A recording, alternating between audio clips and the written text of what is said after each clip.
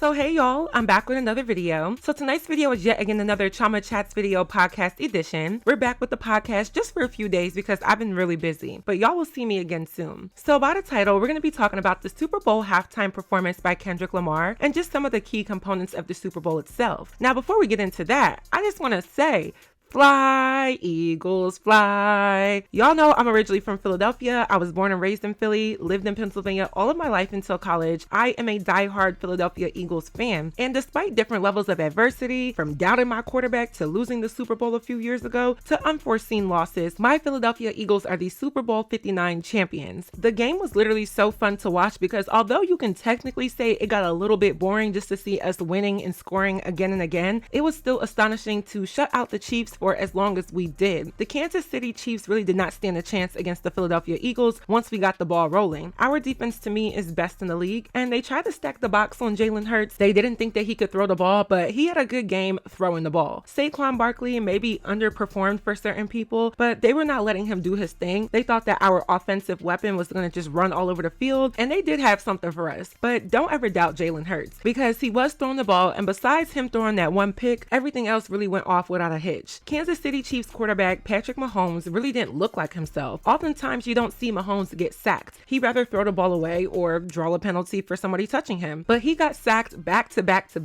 times. I mean, he took about 4 or 5 sacks. Travis Kelce really only had a few receptions. They barely showed Taylor Swift on the camera like they did last year. And even she got booed. Like, I don't think she realized that people were booing her or booing at her. And she did try to laugh it off, which I mean, what else can you do? Everybody in America, minus the Kansas City Chiefs fans, were rooting for the Eagles because people were just getting tired of seeing the Chiefs win time and time again. Not just that, but more or less, it seems like the Chiefs get assistance or get aided with their gameplay. There's one game that they had this season where the whole entire referee group is under investigation by the NFL because there were too many skeptical calls and so forth. People talk about an NFL script. I don't necessarily believe that, but I do think that the NFL is a business and it is entertainment. So there are different tidbits that are used to market what people want to see. But this year, I feel like the Eagles beat the odds, were dominant, and we won. And I hope we do it again next year. I am a happy camper. Philly is literally on the craziest celebration tour. Philadelphia fans are so crazy because they literally destroyed the city. Like, people are breaking down poles, traffic lights, jumping on cars, breaking windows to businesses. I don't understand why. I get it, you're excited for the wins, but I see why people don't like Philly fans. But I am one of them. So hey, nonetheless, your 2025 Super Bowl champions are the Philadelphia Eagles. I was so happy to see Jalen Hurts finally get this win because when you saw him in 2023 when he lost to the Chiefs, the agony of defeat was definitely written all over him. So I was glad and happy to see him get his moment. I always love seeing the pictures of him with his fiance. They look like a beautiful couple. So I'm just happy for this win. I feel like a lot of people were rooting for the Eagles, and thank y'all for y'all praises because we were triumphant. Now, the main topic of this video is talking about the Super Bowl halftime performance by hip-hop artist Kendrick Lamar. Kendrick Lamar is originally from Los Angeles, California, Compton to be exact, and he's been having a tremendous year. Nobody's having a better year than Kendrick Lamar in the rap music industry. And so a lot of people had higher expectations for what he was going to do with his performance slot at this year's game. According to some news sources, it says, Kendrick Lamar's Super Bowl 59 halftime show captivated audiences for several compelling reasons. As the first solo hip-hop artist to headline the event, Lamar's performance was historic, showcasing the genre's prominence on a global stage. His recent triumph at the Grammy Awards, where he secured 5 awards for his diss track, Not Like Us, heightened anticipation, especially given the song's direct challenge to rival Drake. The performance featured notable guest appearances, including Samuel L. Jackson portraying Uncle Sam and tennis icon Serena Williams, adding star power and unexpected moments. Lamar's setlist blended new material with fan favorites, delivering a dynamic and politically nuanced show that resonated with a diverse audience. These elements combined to create a landmark performance that drew viewers eager to witness a pivotal moment in music and cultural history. So, although Kendrick Lamar did have a very intentional Super Bowl halftime performance, there were talks about it that were definitely 50-50. Some people liked it, some people didn't. I've been hearing the word mid to describe the performance, and I think to a certain degree, I see why people would say it was mid, but that is if you compared it to a standard Super Bowl halftime show over the past few years by certain artists. But in my opinion, I don't think Kendrick Lamar's intention was to entertain more than it was to send a message. So I wanted to talk about his entire Super Bowl halftime show and give my thoughts after seeing what people have to say on social media, as well as looking deeply into the messages that he was trying to convey. So I've broken this video down into one overall main talking point. So without further ado, let's get right into this video. So my one and overall talking point is, in my opinion, I don't believe his Super Bowl halftime performance was mid. But I do think, again, when you look at it from former performances such as Usher, Rihanna, Beyonce, you know, artists who are in the realm of rap or hip hop or R&B or just an urban type of sound, I do see why people would consider it mid in comparison to those types of performances. But those performances are filled with more entertainment pieces that jazz up or add razzle dazzle to the audience, from pyro to suspended platforms to creative choreography, transitions, and so forth. And of course, Kendrick Lamar had some of those elements, but the same reason why Kendrick Lamar has been so successful and people have been opening their eyes to what type of artist he is the same reason why his Super Bowl performance was what it was. When we give an artist their credit for being more woke or versatile or intentional with their craft, we always say that Kendrick Lamar is someone who can really rap. He can be a lot more conscious, even though he can be fun and upbeat as well. His subject matter, according to Drake, is putting out slave music, right? Which is crazy to say, but the point is, his songs are meant for critical thinkers and people who are open-minded and people who are attentive to the world around them. And so his Super Bowl performance reflected that as well. I don't expect Kendrick to get on a stage and only make us feel the vibrations of a song. I expect him to stay true to his craft of putting in different innuendos that reflect society and the message that he always puts out. So no, it was not mid. You just either don't understand what you're watching or you had expectations based off of past performers. As soon as I saw Samuel L. Jackson representing an Uncle Tom, I knew exactly where he was going. And that's why it was more of a show or a play for me as I was watching it versus it being a performance that's supposed to just entertain me. So the Shade Room broke down every aspect of his performance. I think it's very vital that we talk about the symbolism that was intricately placed in the performance. Here's what they had to say. When Uncle Sam says, "This is the great American game," it's a double entendre. He's referencing America's most popular sport, the NFL, and he's introducing a story about the game of America, politics, capitalism, etc. And I'll be real, I didn't initially get this, but as it went on, I was like, okay, I see what they're trying to do. I understood the PlayStation controller look and how it was referencing a game, and knowing Kendrick, it just made sense that he understands the real nuances of what it means to be an American. Regardless of your race or gender, everyone has a role that they play in the American game, and he was recognizing that from the get-go. Moving on, it says, Uncle Sam being played by Samuel L. Jackson was intentional. He played the house slave in Django Unchained 2012, where he was used by the slave master to keep the other slaves in line. A black Uncle Sam represents the affluent black people at the top used to do the same thing in modern day. And this is when I really did get it because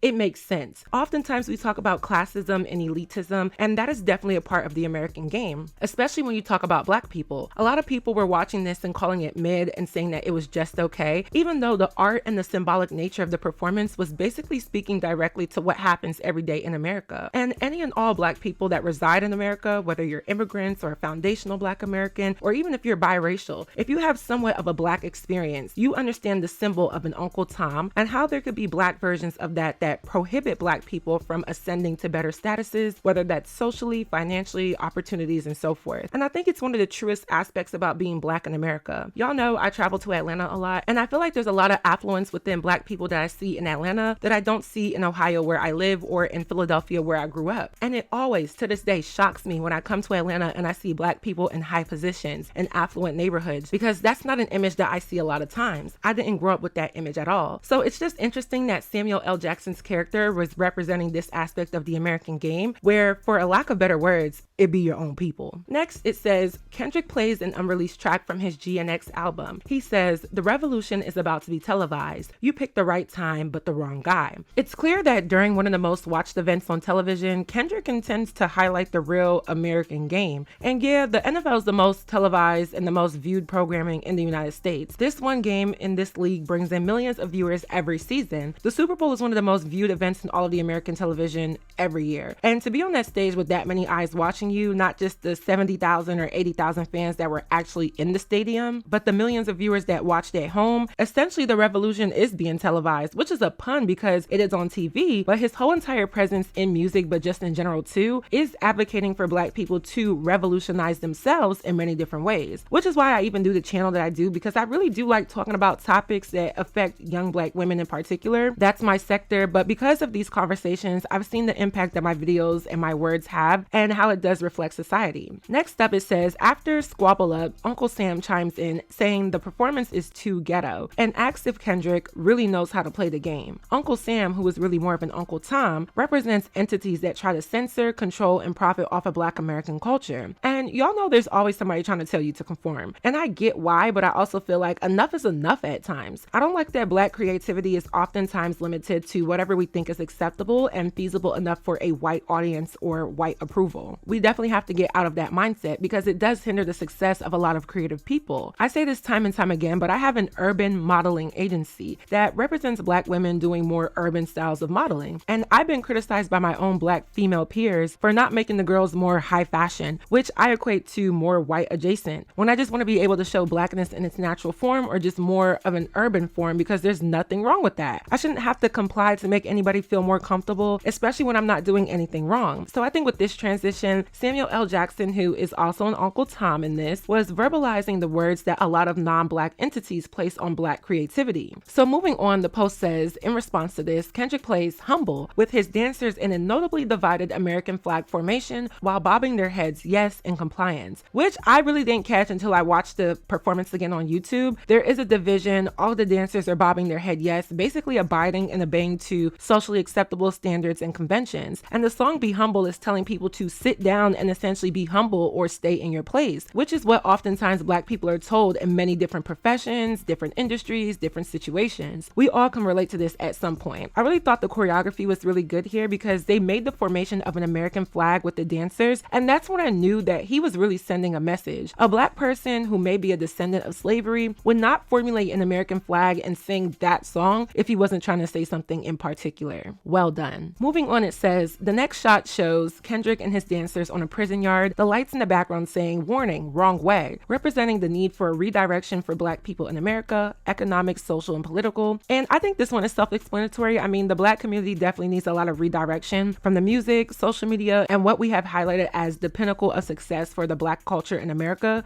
We definitely need some redirection. Part of it is definitely great. We see a lot more people being educated. We see people earning more money than they have before. We see a lot more ownership. We see a lot more homes that are staying together with mom, dad, and baby. But there's always downsides. And I think what is glamorized definitely needs a lot of redirection, whether it's teenage pregnancy, violence, gang affiliation, drug use, things that don't necessarily represent Black culture, but get pinned on Black people to be represented, especially in entertainment. I definitely think we need a lot more redirection. The next post says, after this is the streetlight scene. Streetlights represent the dangers of growing up in the inner city, where Black children are told to be home by the time the streetlights come on. Uncle Sam scolds Kendrick and his group for using the quote cultural cheat code, referencing racial profiling. Uncle Sam asks for the scorekeeper to deduct one life. And I really liked this scene. The lighting was beautiful and it made sense. The streetlights, the dancers / actors just kind of chilling under the streetlight. We all know that in a Black household, we were told to be home before the streetlights come on. This is literally universal maybe. So I like that Samuel L. Jackson's character says to deduct one life, essentially deduct 1 point, because for every person that's lost being out there in the streets, because that does happen in many urban communities, it is a deficit for Black progression and it feeds into those same negative stereotypes. And to me, the double entendre here is that the cultural cheat code is essentially glamorizing the negatives of the culture that oftentimes gets you the music deal or money or clout or popularity. But at the same time, the risk is never measuring up to the reward because a lot of lives are lost in pursuit of this. So moving on, Kendrick teases playing Not Like Us, but pivots to playing ballads with SZA. Uncle Sam says that's what America wants. Nice and calm. And I was kind of shocked to see SZA, but I know that her and Kendrick Lamar have recently teamed up with music. So when he said that he had a special surprise, I didn't know who or what he was talking about. So seeing SZA makes sense because they just did music together, but also she had affiliations with Drake. Drake literally said in his song with 21 Savage called Mr. Right Now, he said that he used to date SZA back in 2008. Not sure if that's true, but we all know that SZA and Drake had some form of a relationship. So to see SZA up there, especially during this active rivalry between Kendrick and Drake, it was definitely a good diss. On the other hand, Samuel L. Jackson's character is basically saying that this is conformity, slowing down the music, being more melodic, less vulgar, something that's digestible is what America wants, which is really what white America wants. I think rapping and hip hop is fine. I love rap and hip hop, but I do think it has lost the plot, especially in this generation. A lot of it is not talent. A lot of it is not representing anything but negative stereotypes that further hinder the Black community. So I think this was definitely well placed in the performance lineup because it's showing that this is what people want to hear from Black people at times. And of course, we should be able to express ourselves in many different ways, even with some of the vulgar stuff, but this is what is going to be deemed as user-friendly, especially when the user is a white person. Next up, Kendrick interrupts Uncle Sam's nod of approval approval and says, 40 acres and a mule, this is bigger than the music. So he's playing the intro instrumental to Not Like Us, but he's pausing to add some additional lines in there. And he's basically insinuating that leading up to all of this, he's gonna say what he has to say. It's bigger than reparations. It's bigger than what Black people whose family lineage may have experienced slavery deserve. It's bigger than all of that, which it is. And by it just means his opportunity and his moment to expose and bring light to reality of playing the American game. He then does Not Like Us, and we all know that this song, yes, it's a diss, but the reason why this is so good is because Drake was the rival, and Drake represents a Canadian-born biracial man who was raised by a single white mother, who then came to America, became a rapper, has been uplifted in Black spaces. He's basically the #1 rap artist in the world. He's been a culture vulture for the majority of his career. He's basically bit from every Black ethnicity that exists, whether it's Black American, Nigerian, Jamaican. Drake has had an era in many different Black ethnicities, and Kendrick calls him out in the song to say, not only are you not like us, and us meaning Black people, and specifically Black Americans, but there have been way too many times where you have been artificial, disrespected the culture, and thought that you could use your privilege, whether it's his physical of not looking like a full Black man or his popularity, and getting over and getting ahead. Now, I don't feel like Drake's popularity is solely on him. I do think a lot of Black people in America have a tendency to uplift non-Black things, as long as it looks sort of, kind of, maybe just a little bit, squint your eye and turn your head to the side, Black. That is one of the biggest issues that Black people have, promoting other but not promoting yourself, assimilating to others but not assimilating to the culture that your ancestors have created. So the song obviously went viral for so many reasons, but I think the lead up and the build up to it was so that he could tell all of this within his story and then play this song to kind of bring it all together. We love the part where he looked dead at the camera and said, "Say Drake,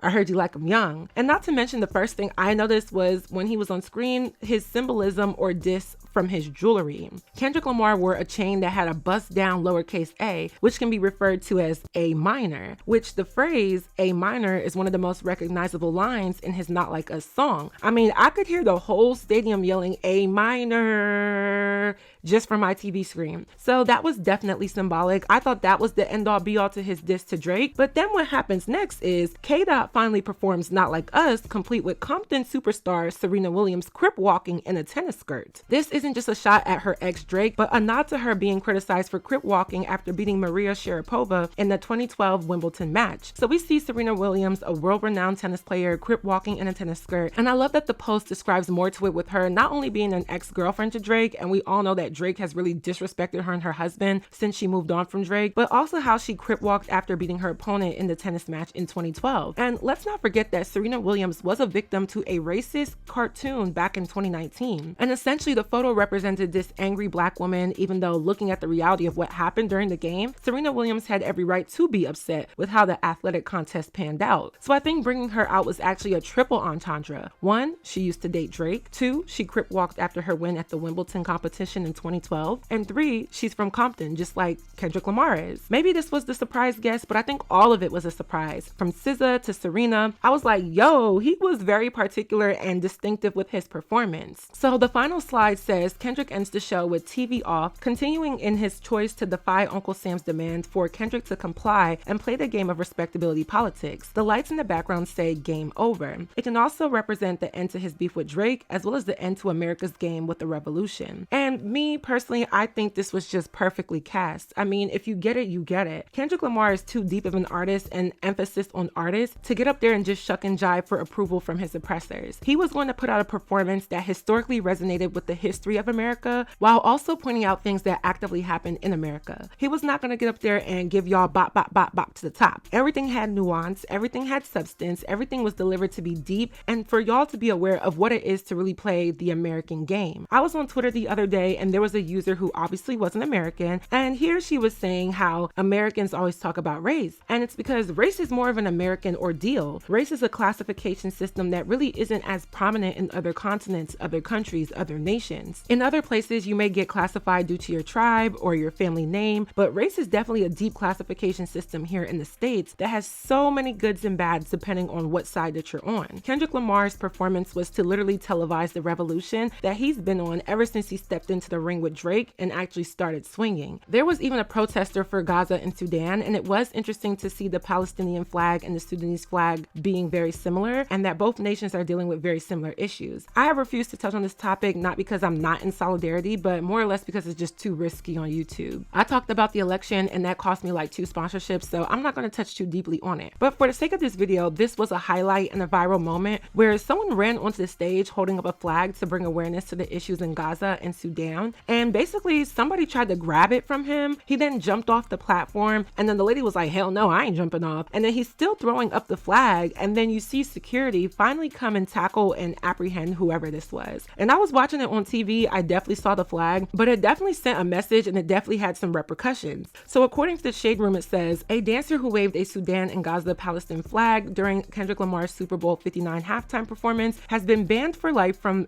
NFL events. According to Yahoo, the dancer won't face criminal charges. In a statement, the NFL said, we commend security for quickly detaining the individual who displayed the flag. He was part of the 400-member field cast. The individual hid the item on his person and unveiled it late in the show. It adds, no one involved with the production was aware of the individual's intent. The individual will be banned for life from all NFL stadiums and events. And I don't think this person cares that he's going to be banned. He literally had one mission and he completed the mission. And I think it's kind of disingenuous to say that the production was not aware of the individual's intent. I mean, maybe you weren't aware of it, but I think it's common sense that his intent was to protest some of the heinous things that are happening in these nations and continue to keep people aware of some harsh realities that exist across the pond. Again, not going to get too deep into that, but that was another viral moment that I saw, and I think it did kind of go hand in hand with Kendrick Lamar's entire performance. Protesting and revolutionizing for the Black culture in America to exist with fairness, opportunity, reality, honesty, and identifying the oppressors and the participants in the culture of what the real American game is. Overall, this performance was not for anyone who just wanted to see glitz and glam. This performance had a story behind every segment, every formation, every transition, every song choice, and I was here for it. It was not mid at all. The only critiques I can say is that I wish he did have some more of his old hits. I was waiting to hear Loyalty featuring Rihanna, Poetic Justice, which I know has Drake on it, but he could have just cut that part out. And I wanted to hear Love. I think that's one of my favorite songs by Kendrick, but I get that some of those songs didn't fit in with the sequential order of the message. I still love the performance nonetheless. I'm glad that somebody challenged our brains and used their platform to do what they do best. And I think that this performance, now that it's been deciphered for what it is, will definitely go down as one of the best in Super Bowl halftime performance history.